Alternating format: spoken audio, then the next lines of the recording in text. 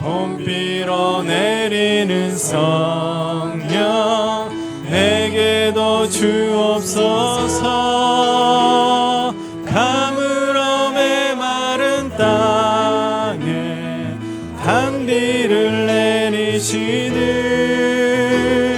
성령의 단비를 부어 새 생명 주옵소서.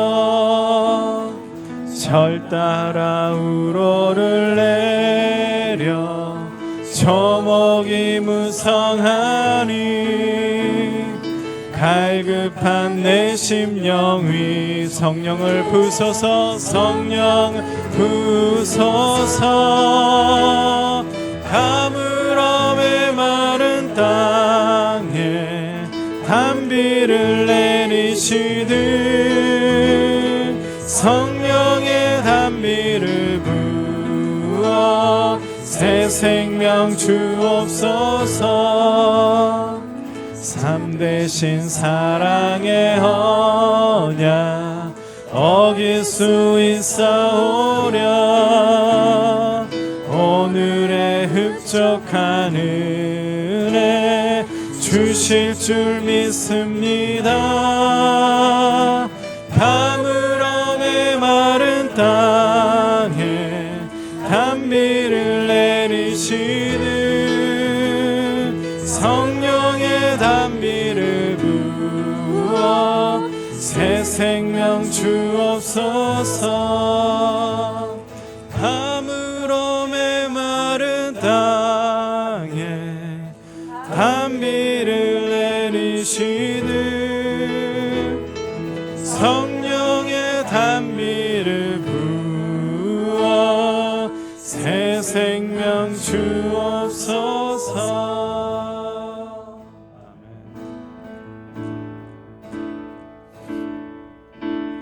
내 삶의 의미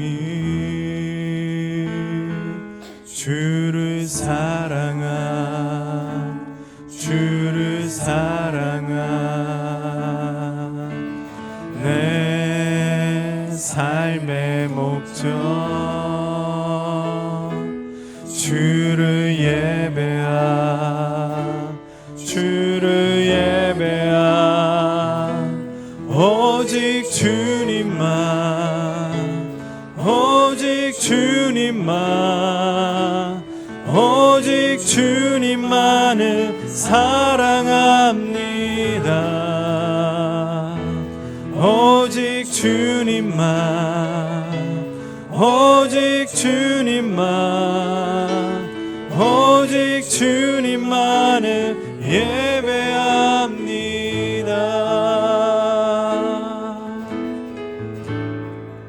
내 삶의 의미 내 삶의 의미 주를 사랑한 주를 사랑한 내 삶의 목적 주를 예배한 주를 예배한 오직 주님만 오직 주님만 오직 주님만을 사랑합니다. 오직 주님만 오직 주님만 오직 주님만을 예배합니다.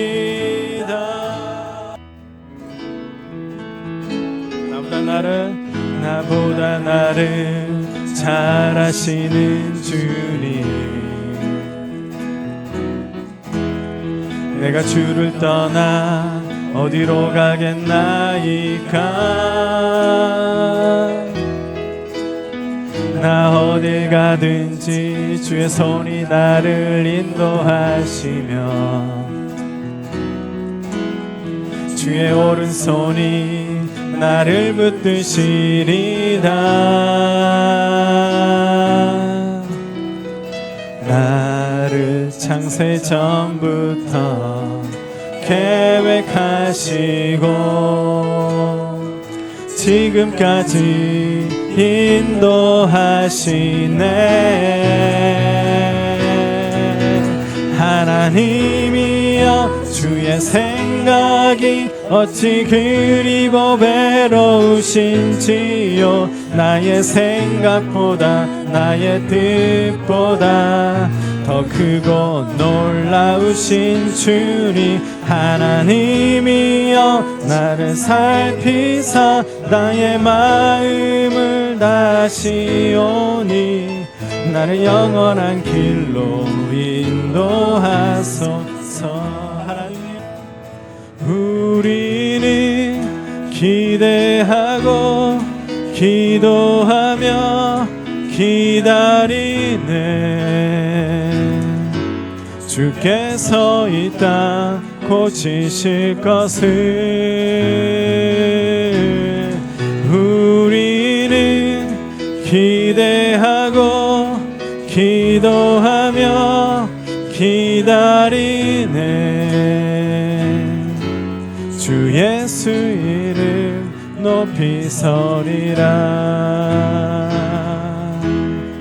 담대하라 감사하라 기뻐하라 송축하라.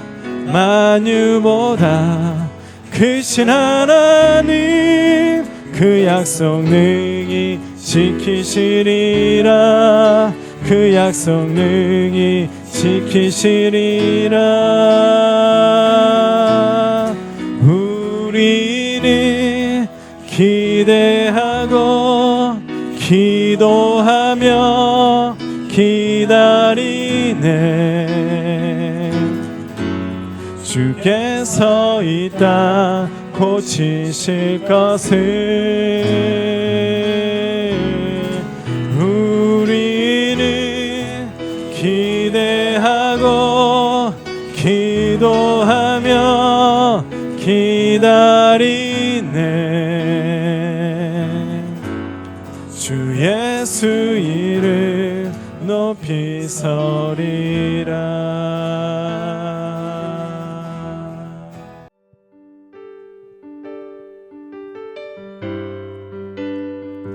새 찬양들이 많은 것 같아요. 그죠? 기존에도 몇 번 했지만 이 찬양은 우리의 고백을 다 하는 찬양입니다. 또 혹시 모르시면 흥얼거리면서 또 따라하면서 배우도록 하겠습니다. 내 하나님 서신 말 앞에 무릎 꿇고 경배하리. 큰 권능과 영광이 가득한 내 아버지 계신 이곳 오 하나님 그 빛난 얼굴 배우며 두 손 들고 나가리. 찬송과 존귀와 영광과 능력을 그 하늘 보좌 위에 주님께.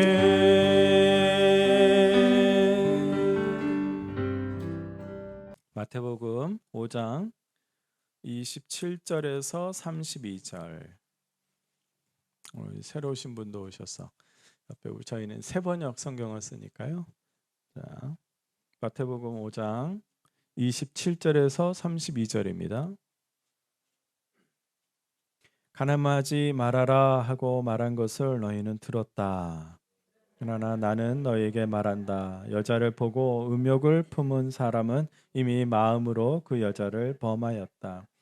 내 오른 눈이 너로 하여금 죄를 짓게 하거든 빼서 내버려라. 신체의 한 부분을 잃는 것이 온몸이 지옥에 던져지는 것보다 더 낫다. 또 내 오른손이 너로 하여금 죄를 짓게 하거든 찍어내 버려라. 신체의 한 부분은 있는 것이 온몸이 지옥에 던져지는 것보다 더 낫다. 누구든지 아내를 버리려는 사람은 그에게 이혼 증서를 써주어라 하고 말하였다. 그러나 나는 너희에게 말한다. 음행을 한 경우를 제외하고 아내를 버리는 사람은 그 여자를 간음하게 하는 것이요. 또 버림받은 여자와 결혼하는 사람은 누구든지 간음하는 것이다. 아멘. 오늘 여러분과 함께 승리를 시작하는 자세라는 제목으로 은혜를 나누고자 합니다. 지난 13주 동안에 2달이 넘게 우리는 예수님의 그 산상수훈 말씀, 그 서두 부분을 함께 나누었습니다. 예수님의 산상수훈은 하나님의 백성이고 하나님의 자녀가 된 우리에게 얼마나 깊은 깨달음과 그리고 삶의 원리를 알려주는지 모릅니다. 마음이 가난한 사람들이 왜 하나님 나라의 복을 누릴 수 있는지, 또 왜 슬퍼하고 애통하고 의에 줄이고 목마른 사람들이 하나님 나라의 복으로 살아갈 수 있는지, 그리고 우리에게 또 세상의 소금으로 세상의 빛으로 살아갈 이유와 새로운 용기를 또 얻게 되었습니다. 지난주에는요, 예수님께서 또 살인하지 말라는 그 계명에 대해서 말씀해 주시면서 우리 삶에 어떻게 완성시켜야 하는지도 나누었습니다.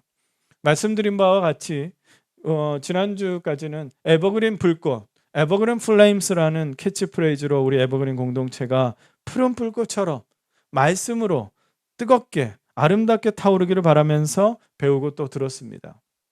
우리는 지난주까지 5장 26절을 봤거든요. 그래서 아직 산상수훈의 많은 말씀, 7장까지니까 많은 말씀이 남아 있습니다. 그래서 이번 7월, 8월 이 화창한 여름에는 이 새로운 테마로 정했습니다. 위닝 스트릭. 위닝 스트릭은 연승 행진이라는 것입니다.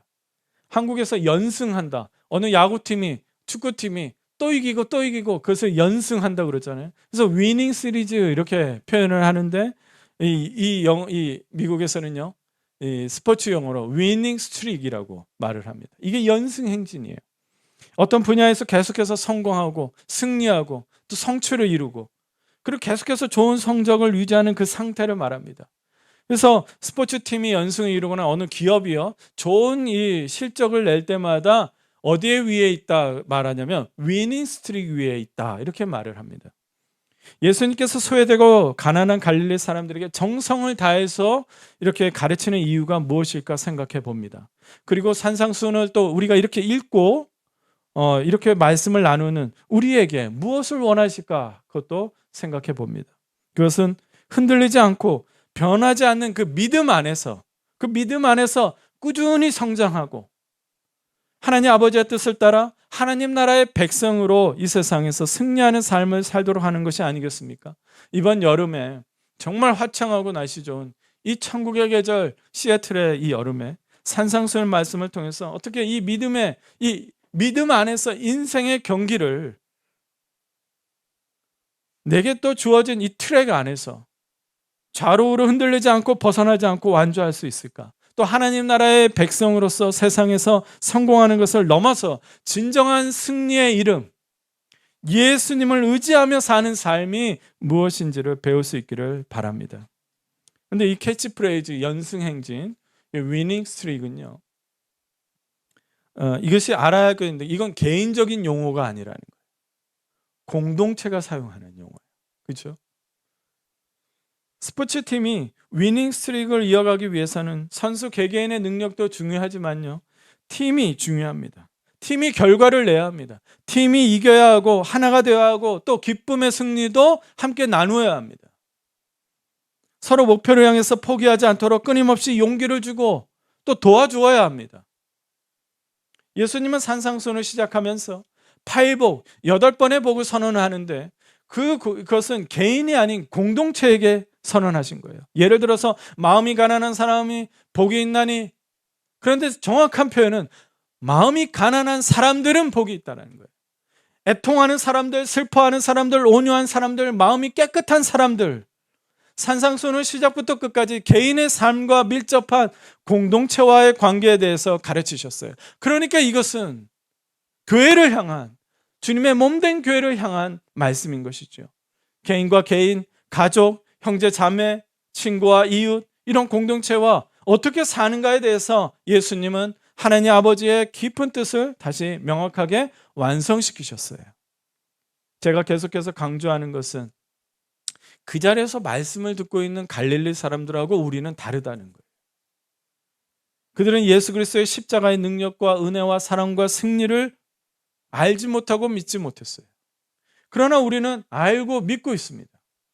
매주마다 우리는 그것을 사도신경으로 드러내고 있어요.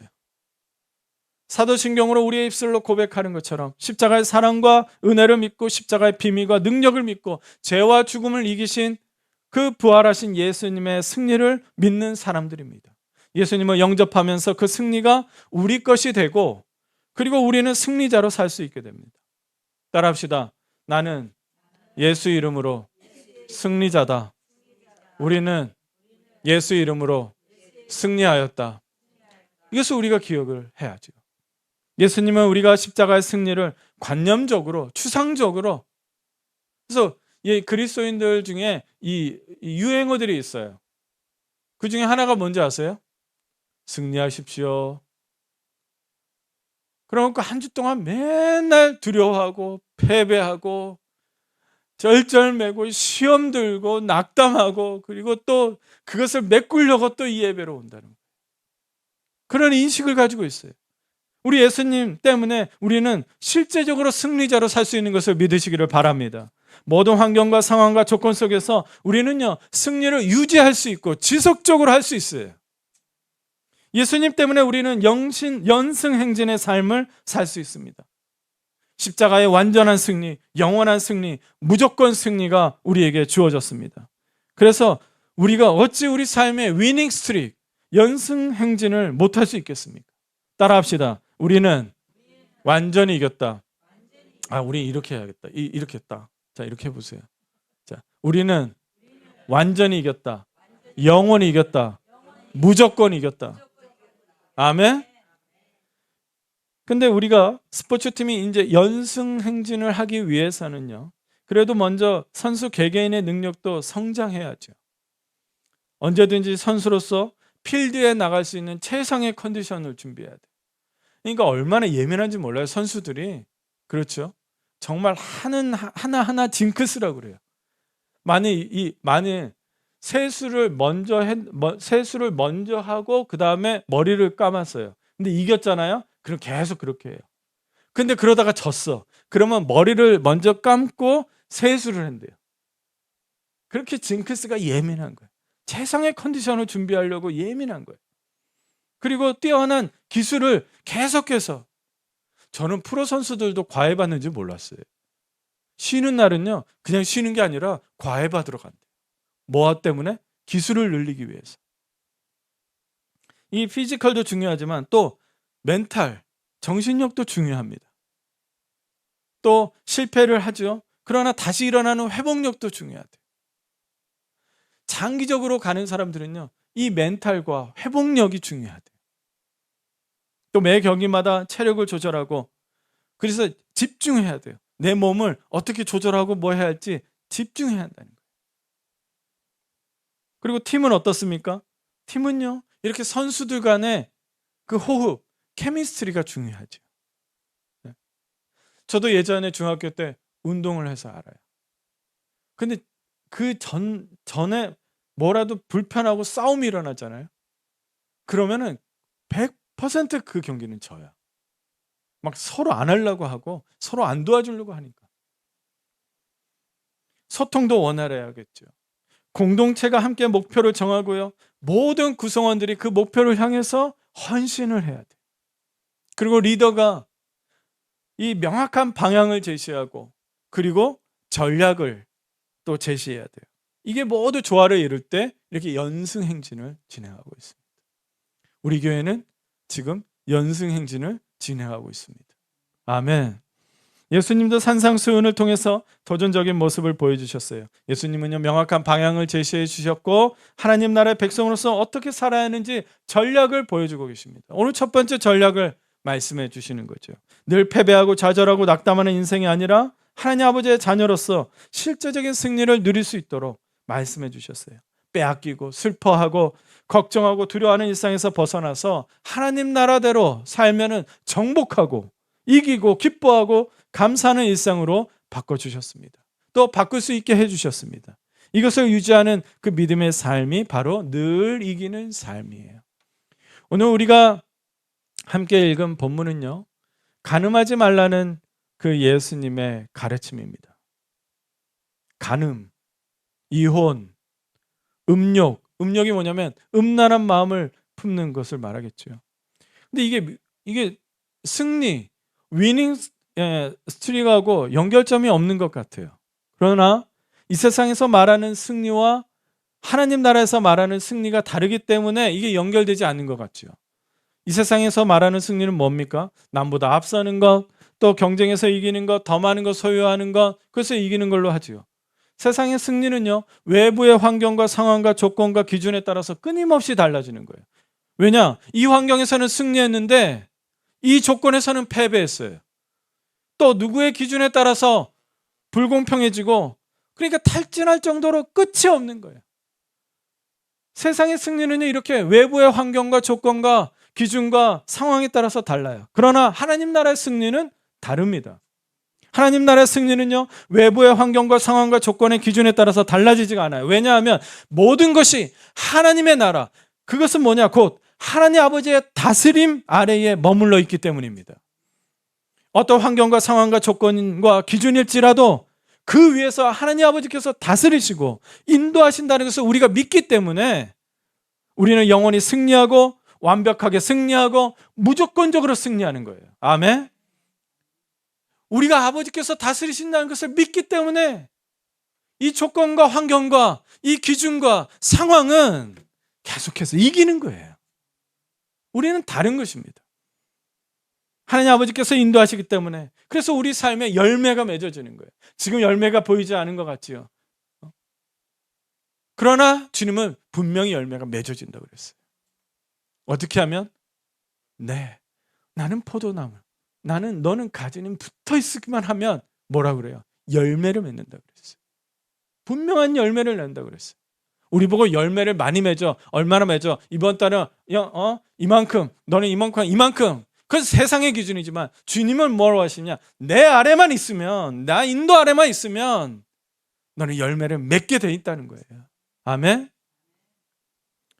그래서 결국 우리는 주님의 뜻이 이루어지는 승리를 경험하는 거예요. 예수님은 이 하나님 나라의 원리를 말씀하시는데, 근데 오늘 이 원리, 이 간음하지 말라는 가르침에도 승리의 원리가 있습니다. 먼저 28절 말씀 보겠습니다. 28절 우리 같이 읽을까요? 28절 시작. 그러나 나는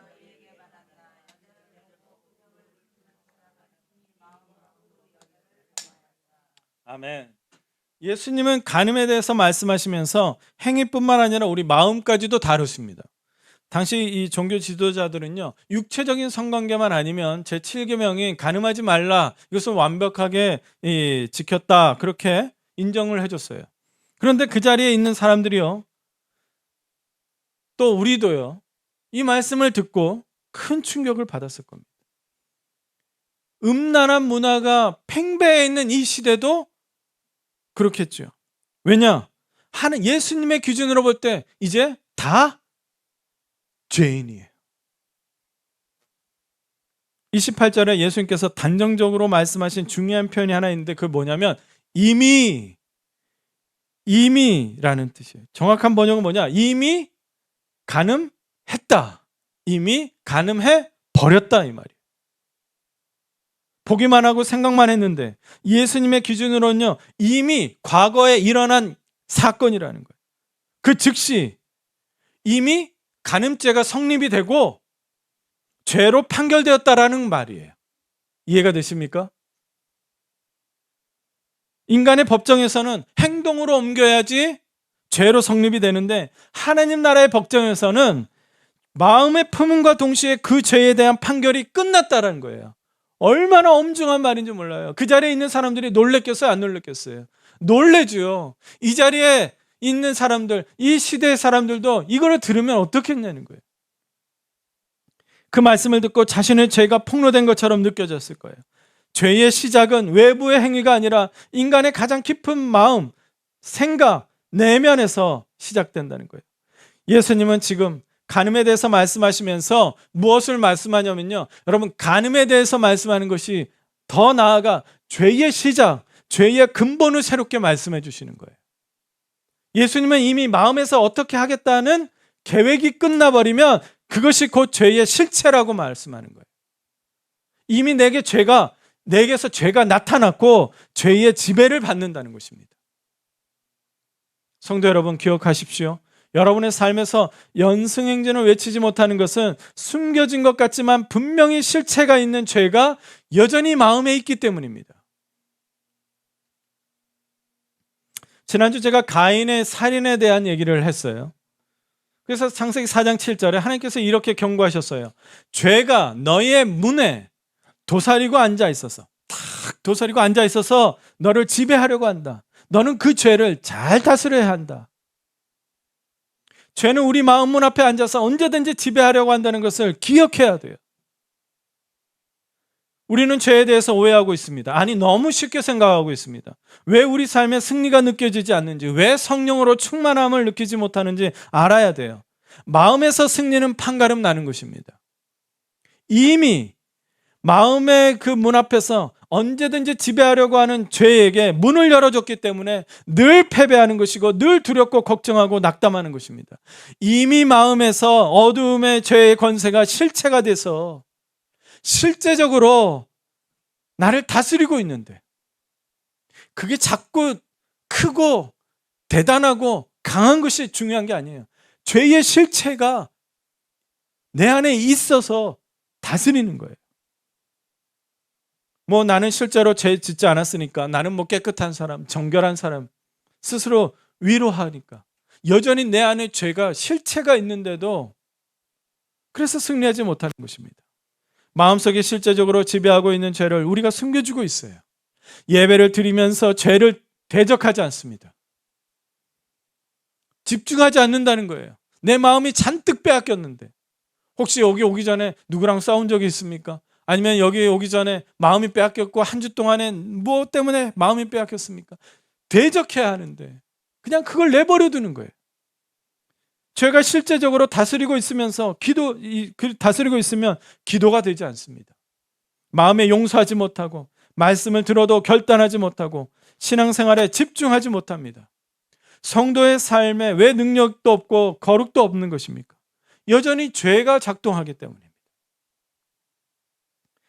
마음에 품은 죄는 가만히 머물지 않고요, 실제적으로 구체적으로 확장이 일어나요. 이제 29절 30절을 한번 볼까요? 죄는요, 마치 생명력 있게 눈과 손으로 점층적으로 강도가 올라갑니다. 그냥 눈과 손이 아니에요. 너의 오른눈, 오른쪽 눈, 너의 오른팔이라고 말해요. 그 당시 문화에서요, 오른쪽이라고 하면요, 가장 귀한 것, 가장 중요한 것, 가장 아끼는 것, 이것을 말해요. 그 마음에 실제로 존재하는 죄가, 가장 중요하고 가장 귀한 오른쪽 눈과 손이 죄를 짓게 한다는 것입니다. 죄의 지배를 받는다는 것이 얼마나 비참합니까?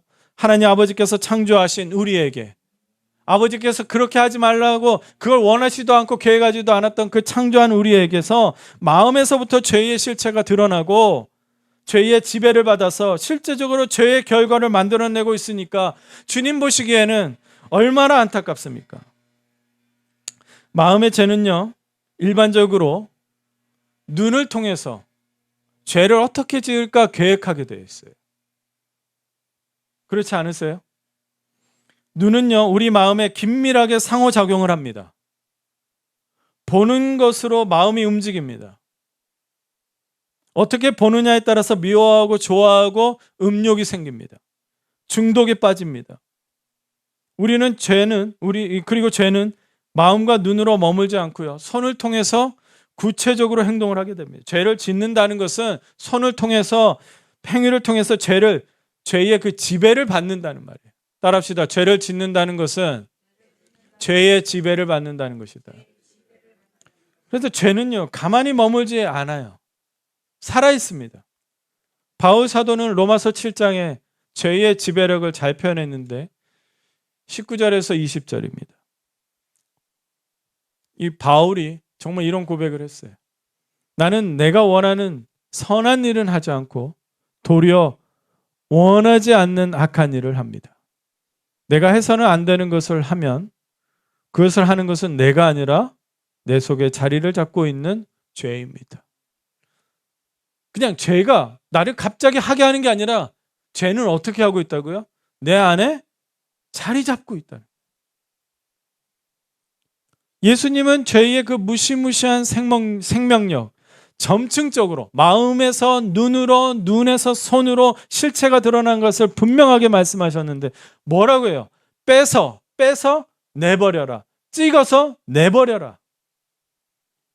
하나님은 가인에게 너는 그 죄를 잘 다스려야 돼 라고 말씀하셨지만 예수님은요, 마음에서 이미 죄의 실체가 드러났으니까 그것을 단호하게 단절해야 한다고 말씀하는 거예요. 어떤 분은 이 성경 구절을 오해해요. 죄를 지은 손, 눈, 이것만 해결해야 한다고. 여러분, 그런 뜻이 아닙니다. 죄의 지배력을 말하는 거예요. 죄의 확장을 말하는 거예요. 죄는 분명히 실제적으로 드러난다는 것을 말씀하는 거예요. 왜 예수님은 죄에 대해서 그 정도로 단호하게 단절해야 한다고 말씀하시는 걸까요? 예수님은 여기에서 우리가 잘 모르는 세계, 잘 인식하지 못하고 쉽게 넘어가는 세계에 대해서 말씀합니다. 그 세계가 어디입니까? 지옥이에요. 예수님은 분명히 산상수훈을 통해서 하나님 나라의 백성의 그 삶의 원리를 말씀하시면서 그러면서 분명히 알아야 할 것이 있는데 지옥이라는 거예요. 하나님 나라가 분명히 있듯이 지옥도 분명히 있다라는 거예요. 인간이 상상하는 지옥이 아니에요. 뭐 영화나 뭐 만화에서 나오는 뭐 우리가 생각하는 그 지옥이 아닙니다.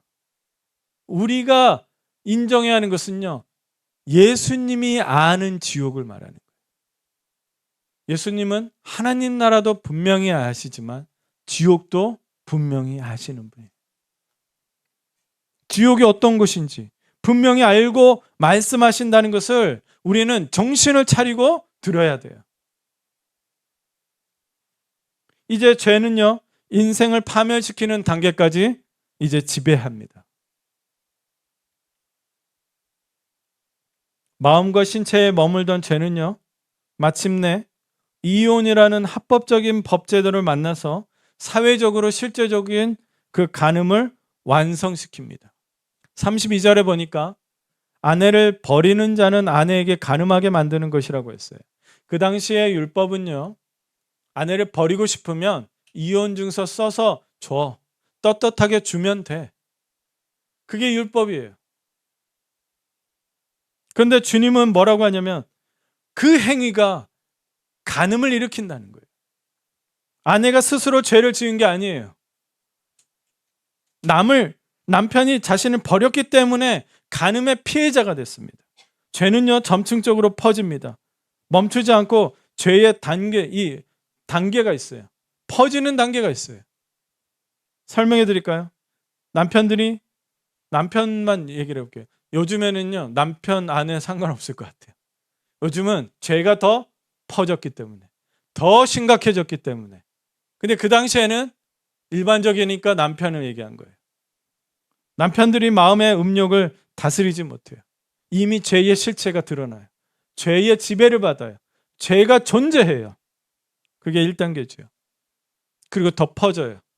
눈과 손으로 행위를 합니다. 그리고 결국 나의 음욕을 채우기 위해서 아내를 버리기로 작정합니다. 그리고 율법대로 이혼 증서를 떳떳하게 써줍니다. 아내를 합법적으로 버려버립니다. 그 결과 아내는 그러면 어떻게 살까요? 여러분, 이혼당한 아내예요. 버림받은 아내예요. 그러면 사회적으로 약자가 돼요. 이 약자가 살 수 있는 방법은 다른 남자, 생존을 위해서 다른 남자를 만나야 돼요.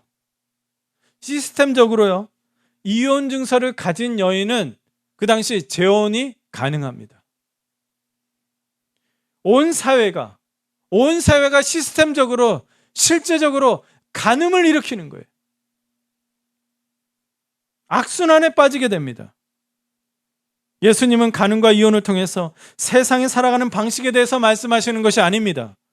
예수님은 죄의 활동성, 죄의 지배력, 점층적으로 지배하는 힘에 대해서 말씀합니다. 하나님 나라의 백성일지라도 죄는 결코 한순간의 실수로 끝나지 않는다는 것을 말씀하시는 거예요. 그 죄 때문에 하나님 나라가 아닌 지옥으로 끝날 수 있다는 것을 단호하게 말씀하시는 겁니다. 마음의 작은 틈새를 방치하면 신체를 장악하고 나아가 사회적인 관계와 법제도마저도 오염시켜서 결국 자신의 공동체 전체를 파멸로 이끌고 간다는 것을 경고하신 겁니다. 말씀을 이제 정리하겠습니다.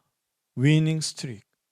그리스도인으로서 연승 행진을 삶을 살기 위해서 먼저 뭘 해야 할까요? 승리를 해야죠. 연승을 하려면 승리부터 해야죠. 무엇에 대한 승리입니까? 내 문 앞에서 나를 지배하려고 두드리고 있는 죄에 대한 승리입니다. 예수님은 오늘 죄의 뿌리를 추적해서 폭로하셨어요. 죄의 정체를 알려주셨습니다. 그럼 다시 죄 앞에서 무력해져야 합니까? 그럴 수 없죠. 모래 위에 쌓은 성과 같이 자주 무너지는 신앙생활 할 수 없습니다. 어쩌다가 예배드리는 예배 은혜 받는 것, 그 승리가 아니에요. 어쩌다가 무릎 꿇는 것, 그것도 승리가 아닙니다. 내 안에 여전히 죄가 지배하고 나를 다스리고 있으면 승리가 아닙니다. 죄를 짓지 않는 소극적인 방어를 하는 것은 승리가 아니에요. 그냥 방어예요. 근근히 신앙생활 하는 거예요. 적극적인 승리를 누리면서 살아야 돼요. 승리를 하면서 살아야 돼요. 그래야 연승행진이 지속되는 거고, 완전한 승리, 완벽한 승리, 영원한 승리, 무조건적인 승리가 이루어지는 겁니다. 그래서 마지막으로 여러분들 그 구체적인 승리를 말하는데, 로마서 7장에서는요 죄의 실체에 대해서 죄가 어떤 성질을 가지고 있는지 말씀하고 있어요. 로마서 7장에서. 로마서 8장은 그럼 뭐냐? 어떻게 승리하느냐는 거예요. 이 죄에 대해서 어떻게 승리하느냐는 거예요. 먼저 5절을 보겠습니다. 5절 우리 같이 읽을까요? 로마서 8장 5절 시작. 육신을 따라 사는 사람은 육신에 속한 것을 생각하나 성령을 따라 사는 사람은 성령에 속한 것을 생각해요. 첫째, 날마다 성령님을 인정해야 돼요. 내 안에 성령님 계신다. 여러분, 내 문 앞에서 죄가 두드리지 않는 방법이 뭐가 있을까요? 거기 누구 있으면 무서운데. 성령님이 내 안에 있고 내가 성령님이 계신다. 나 지금 성령님이랑 있는데, 나 성령님이 있는데, 성령님이 내 안에 계시는데, 성령님을 내 안에서 계속 인정을 하는 거예요. 그러면 두드릴 수가 없어요. 무서워요. 상대가 안 돼요. 감히 들어올 생각도 안 하는 거예요. 지배할 생각도 못 하는 거예요. 그러면 여러분 삶 속에 어떻게 하라고요? 내 안에 성령님이 계신다. 성령님이 계신다. 어떻게 나한테 기쁨을 빼앗으려고 그러냐? 내 안에 성령님 기쁨을 주십시오. 이 문제를 해결해 주십시오. 성령님을 인정하는 거예요. 첫 번째. 이미 승리했기 때문에 그런 거예요. 이미 승리했어요. 어떻게 하라고요? 날마다 성령님을 인정하는 거예요. 두 번째, 우리 13절 15절인데 제가 읽어드릴게요. 여러분이 육신을 따라 살면 죽을 것입니다. 그러나 여러분이 성령으로 몸의 행실을 죽이면 살 것입니다. 하나님의 영으로 인도함을 받는 사람은 누구나 다 하나님의 자녀입니다. 여러분은 또다시 두려움에 빠뜨리는 종살이의 영을 받은 것이 아니라 자녀로 삼으시는 영, 성령이죠. 그래서 우리는 그 영으로 하나님을 아빠, 아버지라고 부릅니다. 부를 수 있다는 거예요. 둘째는 뭐냐? 항상 하나님 아버지를 불러야 돼요. 성령님을 인정하면서 그냥 그런 것이 아니라 성령님은 우리에게, 성령님 때문에 우리가 하나님 아버지를 아버지라고 부를 수가 있는 거예요. 우리가 하나님 아버지라고 부를 수 있는 이유는 성령님의 인도하심 때문이에요. 성령님은 우리를 항상 하나님의 자녀라는 것을 알게 해주시기 때문에. 그래서 하나님 아버지를 불러야 돼요. 하나님 아버지 안에서 승리하게 해주시는 거예요. 그래서 늘 아버지를요, 모든 상황과 환경과 조건 속에서 찾고 부르십시오. 마음을 빼앗겼던 내 이 상황이 하나님 내 마음을 아시죠. 하나님이 다스리실 거예요. 내가 필요한 문제보다 하나님이 이 모든 것을 다 잘 아세요. 그래서 세 번째로 하나님이 이 모든 것을 다 하신다는 거예요. 시간 관계상 제가 26절, 27절은 다 말씀드리지 않지만 마지막에 사람의 마음을 꿰뚫어 보시는 하나님께서는 성령의 생각이 어떠한지를 아십니다. 이 부분이 뭔지 아세요? 우리는 너무 울부짖고 내가 뭐라 할 수가 없는 거예요. 내가 어떻게 할지를 모르겠는 거예요. 근데 성령님이 우리를 너무 잘 아세요. 왜? 우리 안에 계시니까. 그런데 그 잘하는 것, 하나님께서 한 사람의 마음을 아시는데 그 안에 계시는 성령님을 통해서 우리의 모든 상황을 어떻게 해야 하는지를 알고 계신다는 거예요. 그래서 성령님이 우리를 대신해서 간구해 주신다는 거예요. 아멘. 그래서 세 번째로 우리가 연약하여 마음 흔들리고 유혹받는 걸 성령님이 알고 계시고 도와주신다는 거예요. 누가 도와주세요? 가장 강력한 영,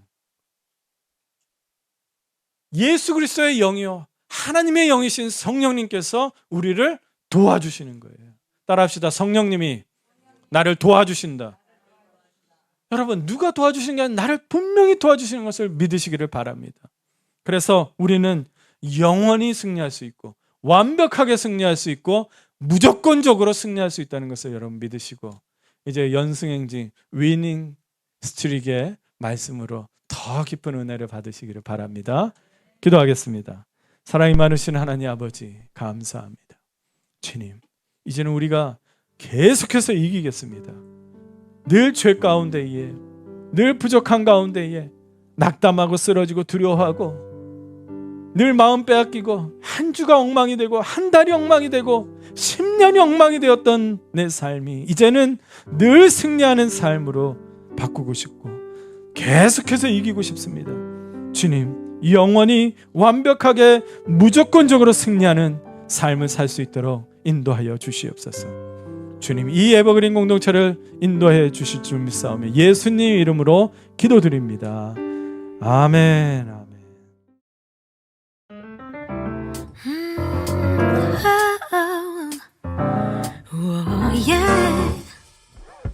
Yesterday